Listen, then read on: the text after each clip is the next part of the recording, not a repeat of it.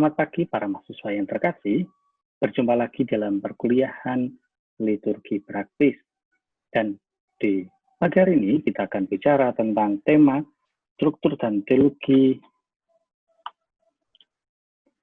bacaan hari Minggu, misa hari Minggu. Baik, mari kita lihat satu demi satu bahan apa saja yang disampaikan di sana.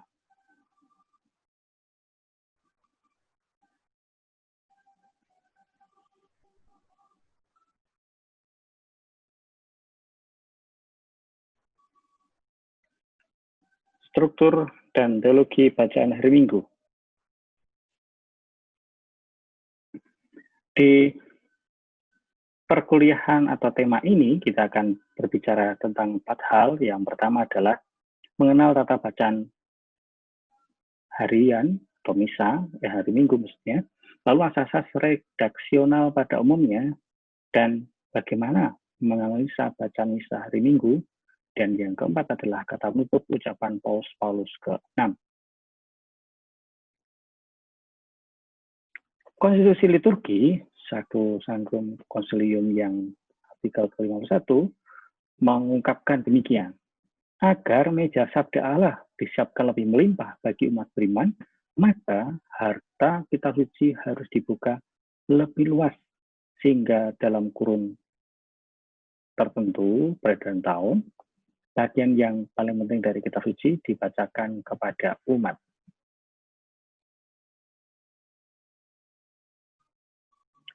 Di lain pihak, dalam Sacrosanctum Concilium kolom nomor 35,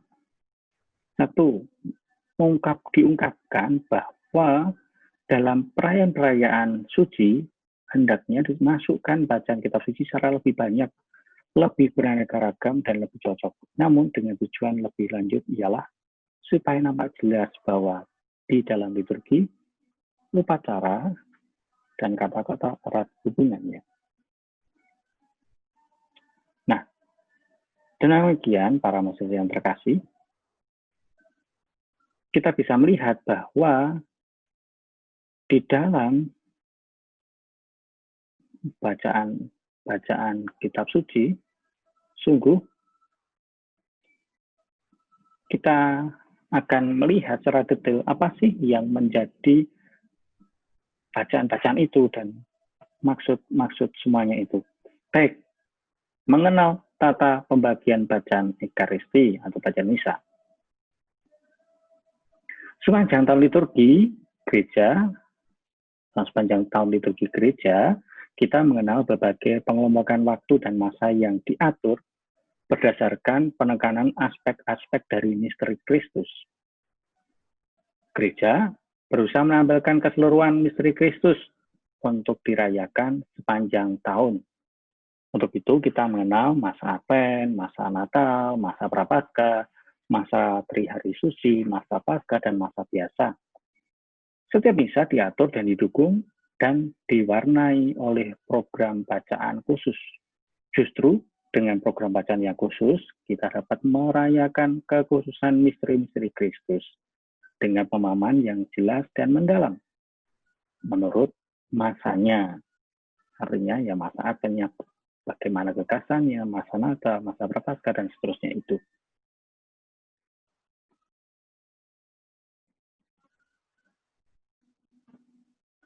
Nah, di dalam keseluruhan masa liturgis, kita menemukan tingkat-tingkat perayaan, yaitu hari raya, hari pesta, hari peringatan yang terbagi menjadi 2 hal, perayaan wajib dan perayaan fakultatif. Nah, hal ini pun kita dalam bacaan-bacaan juga ditampilkan dengan yang cara berbeda. Sehingga, ya tadi kekasan masing-masing bagian itu sungguh nampak.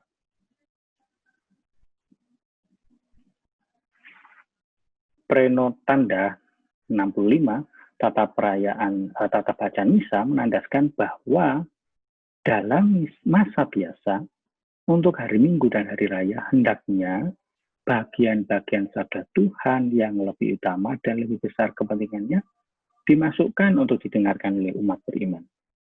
Dan untuk hari-hari biasa selama sepekan, dimasukkan rangkaian kutipan lainnya dalam bentuk seri yang saling bergantungan dari hari ke hari. Antara sistem bacaan hari Minggu atau hari raya dengan sistem bacaan hari biasa ada kaitannya sama sekali.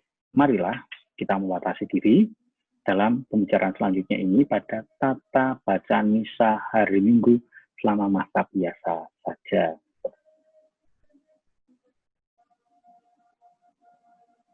Kedua, asas-asas redaksional pada umumnya.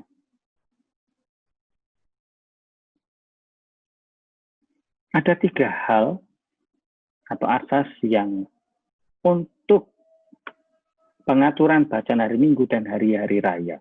Jadi ada 3 hal, ada 3 asas yang digunakan untuk mengatur bacaan-bacaan di dalam hari Minggu dan hari-hari raya. Yang pertama,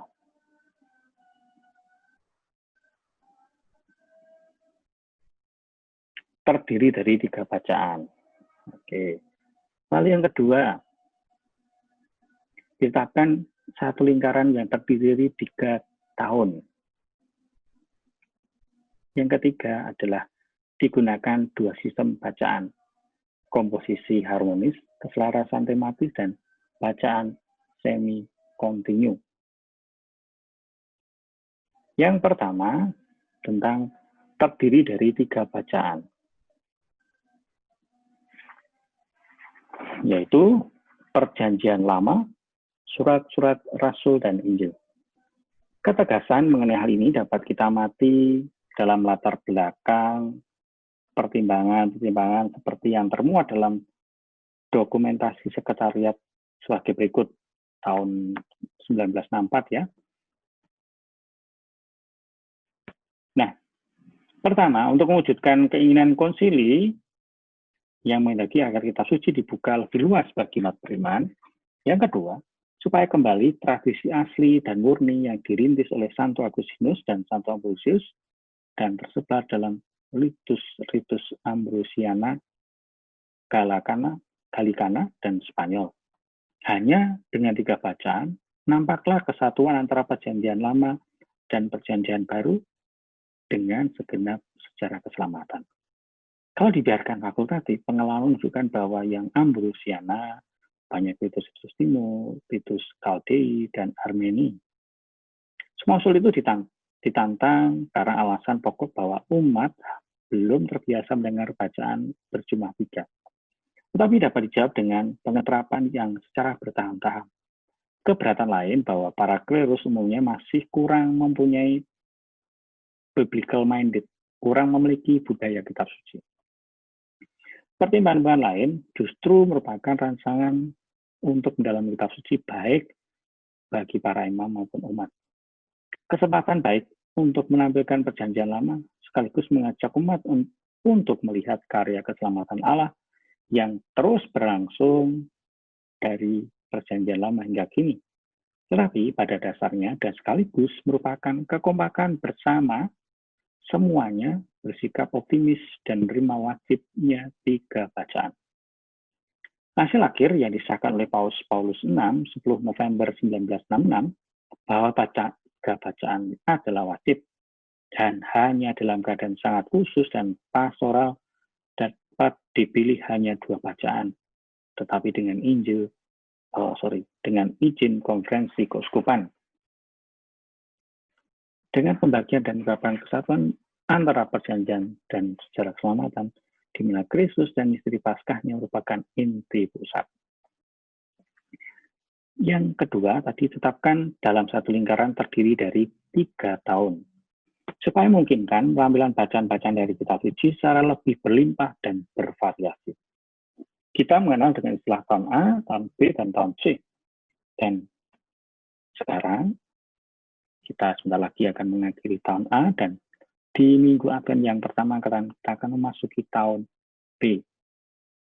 Nah, berbeda halnya dengan bacaan hari yang mengikuti lingkaran 1 tahun untuk bacaan Injil dan 2 tahun genap dan ganjil untuk bacaan pertama. Bacaan Injil Markus untuk tahun A.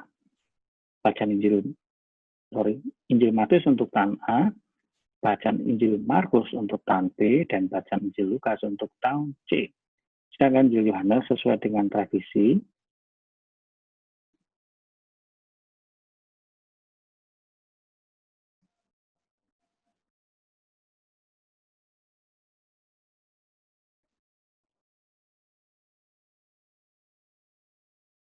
bentar,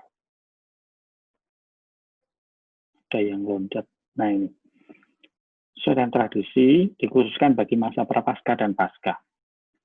Untuk hari Minggu biasa selanjutnya, bacaan pertama dari Perjanjian Lama diusahakan mencari bacaan yang singkat, yang mudah dimengerti, dan pasti temanya berkaitan dengan bacaan Injil.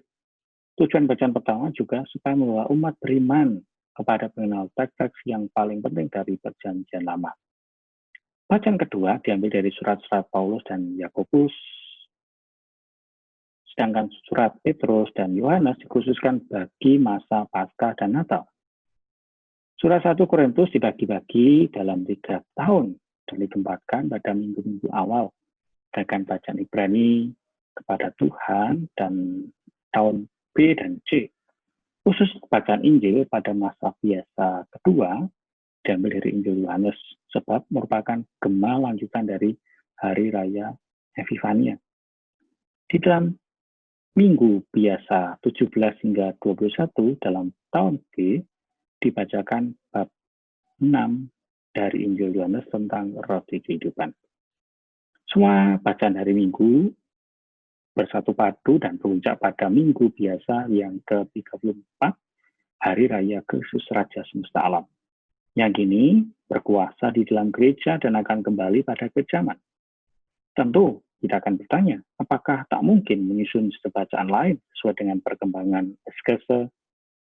eksegese yang paling modern dan lebih canggih. Misalnya, memanfaatkan hari Minggu dan selama masa biasa untuk menampilkan suatu profil Kristus sambil mengutip sebanyak mungkin teks bacaan yang berbicara tentang personalita Kristus. Apakah demi meningkatkan stabilitas umat beriman di masa ini? Kita bagian liturgi sabda dari Pranikaristy atas dasar kesatuan tema bacaan untuk berbagai ragam demi menjawab ragam corak dan situasi umat. Memang perlu diketahui bahwa keseragaman sistem bacaan hari Minggu sepanjang tahun akan mempermudah katekese. Idealnya tentu sebaiknya diberi kebebasan milih bacaan bagi perayaan misa.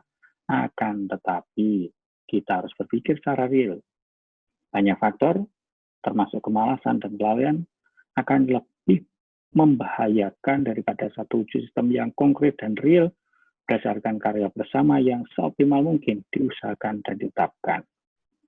Lalu, asas yang kedua adalah komposisi harmonis, keselarasan tematis, dan bacaan semi-kontinu.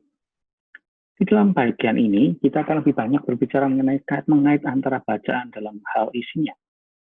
Pendidikan ilmiah mengenai tata baca misa yang dipakai oleh gereja pada bab pertama menunjukkan suatu ketertiban membaca yang bersifat kontinu atau semi-kontinu, terutama untuk bacaan Injil. Dan ini jelas tak jauh berbeda dengan sistem membaca kitab hukum dalam tradisi Yahudi.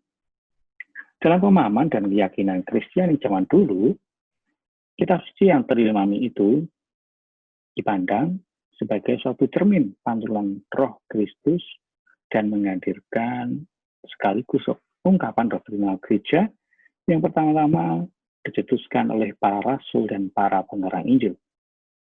Dalam keseran ini lahirlah rasa hormat yang istimewa terhadap teks-teks yang ditakdirkan untuk setiap kali dihidupkan kembali dan diwujudkan lagi dalam peran liturgis.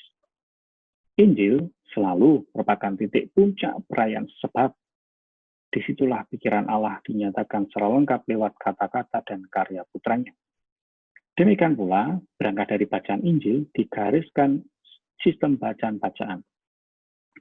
Komposisi harmonis berarti adalah antara ketiga bacaan pertama, kedua, dan Injil, ada suatu keselarasan tema yang jelas dan teratur. Ini dapat kita jumpai selama masa-masa khusus Advent, Prapaskah, atau Paskah, akan tetapi untuk hari-hari Minggu biasa sepanjang tahun, diatur menurut susunan semi-kontinu, sebab tidak menampakkan corak tema yang khas. Namun bacaan pertama dalam Perjanjian Lama secara tematis tetap berkaitan dengan Injil. Bagaimana harus dikatakan dengan bacaan kedua yang diambil dari surat-surat para rasul?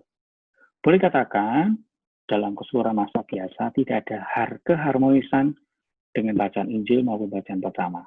Tentu orang akan mempersoalkan, daripada banyak bacaan, inilah kesempatan terbaik untuk menghilangkannya.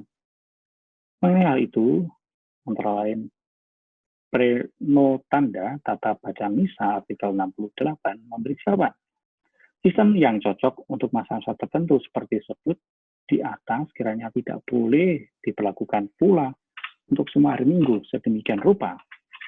Sehingga ada sekedar tematis untuk pemuda kota. Sebab penyusunan tematis itu bertentangan dengan pemahaman asli mengenai perayaan-perayaan liturgis, yaitu selalu merayakan misteri Kristus. Secara tradisional, perayaan liturgis merupakan menggunakan kitab suci, bukan hanya tergerak oleh kecemasan atau pertimbangan ekstrim, melainkan oleh rasa tanggung jawab bahwa harus mewartakan Injil dan menuntun para umat beriman kepada seluruh kebenaran. Contoh konkret, pengalaman pribadi Santo Agustinus setelah mempersiapkan khotbah selama skematis rapih, agak buyar dan menyimpang waktu membawakannya. Hasilnya, setelah perayaan Ekaristi, seorang berdosa berat datang bertobat. Terdapat dalam biografinya kena karangan Eusebius, kawan serumah. Memang adalah penting menunjukkan kesatuan tematis antara Perjanjian Lama dan Perjanjian Baru, dan juga akan mengait yang terpadu antara bacaan pertama, masa tanggapan, bacaan kedua, bait pengantar Injil dan Injil. Hal ini akan banyak membantu pastor dalam karya pembinaan paroki. Konstitusi liturgi, artikel yang 5 dan 6 menegaskan pentingnya ikatan antara Perjanjian Lama, langkah awal perjalanan karya keselamatan, akan berpuncak dalam misteri Paskah Kristus yang diwarakan oleh para rasul dan diwujudkan secara nyata dalam perayaan-perayaan liturgi sampai hari kedatangan kelak. Akan tetapi, sikap hormat kepada kitab suci janganlah sampai menyempatkan sabdalah pada formalisme yang ketat ataupun mengalami usaha atas pertimbangan pastoral untuk memilih teks-teks lain yang lebih cocok untuk peristiwa tertentu. Mengenai hal ini akan dibahas pada bagian berikut.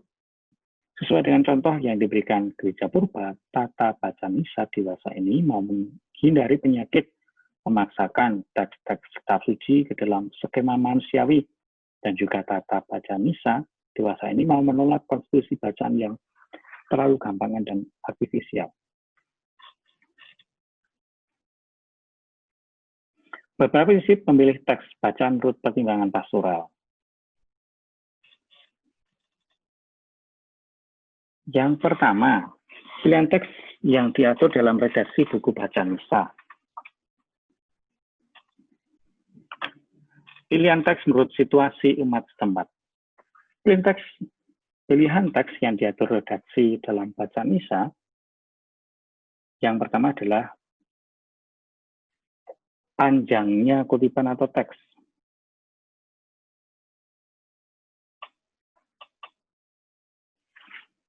Mengenai panjangnya, kutipan di tempuh jalan tengah.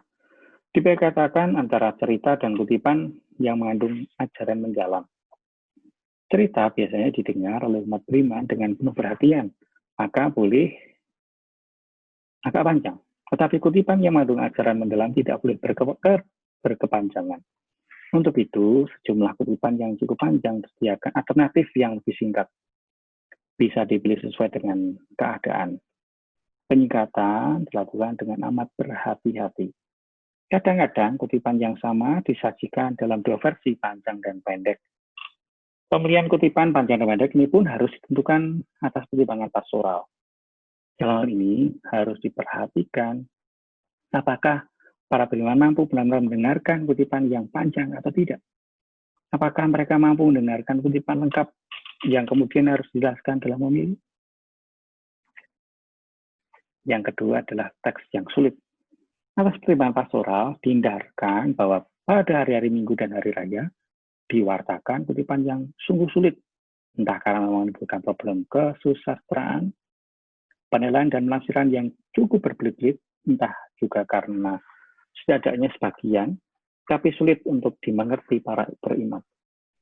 Namun demikian, jangan karena alasan ini, lalu kasanah rohani yang terkandung di dalam kutipan disembunyikan bagi kaum beriman. Lebih tidak boleh lagi karena kesulitan sebenarnya bersumber dari kenyataan bahwa umat kurang mendapat pendidikan iman dan atau para gembala jiwa-jiwa kurang terdidik dalam kitab suci atau kelalaian dalam persiapkan secara cermat. Sebab setiap umat beriman harus mendapat pendidikan yang memadai dan semua imam harus sungguh memahami kitab suci. Tidak jarang bacaan yang dianggap sulit menjadi agak mudah jikalau memperhatikan hubungan tematis dengan bacaan lain. Kita tahu bahwa dalam bacaan biasa sepanjang tahun, bacaan kedua tidak ada keselarasan tematis dengan dua bacaan lainnya, sehingga risiko negatif dalam kaitan dengan aspek pembicaraan kita ialah bahwa di dalam khotbah akan kurang disentuh teks-teks sulit dari surat-surat Paulus dan kitab Wahyu Rasul Yohanes, sehingga umat beriman kurang disentuh oleh di dalam liturgi oleh halaman-halaman penting dalam perjanjian baru. Penghilangan beberapa ayat. Sudah biasa dalam banyak tradisi liturgi, umat, termasuk juga dalam liturgi Romawi, bahwa kadang-kadang beberapa ayat dihilangkan dalam pembacaan-bacaan kitab suci. Langsung harus ditandaskan bahwa penghilangan macam ini tidak dapat dilakukan secara sembarangan. Tetapi sembarangan, sebab arti dan makna kutipan dalam gaya penuturan kitab suci tidak boleh dirusakkan. Nah, tetapi berdasarkan pertimbangan pastoral, dirasa kebiasaan ini sebenarnya diikuti pula dengan penyusunan tata bacaan misa, asal saja terjamin bahwa makna hakiki kutipan yang bersangkutan benar-benar tetap utuh. Sebab seandainya tidak demikian, jumlah kutipan menjadi terlalu panjang atau bacaan yang sebetulnya cukup bahkan sangat bermanfaat bagi pembinaan rohani para beriman, terpaksa dihilangkan seluruhnya. Hanya karena mengandung satu dua ayat yang dari segi pastoral tidak begitu penting atau menyebabkan soal yang benar-benar sulit. Pilihan teks menurut umat setempat.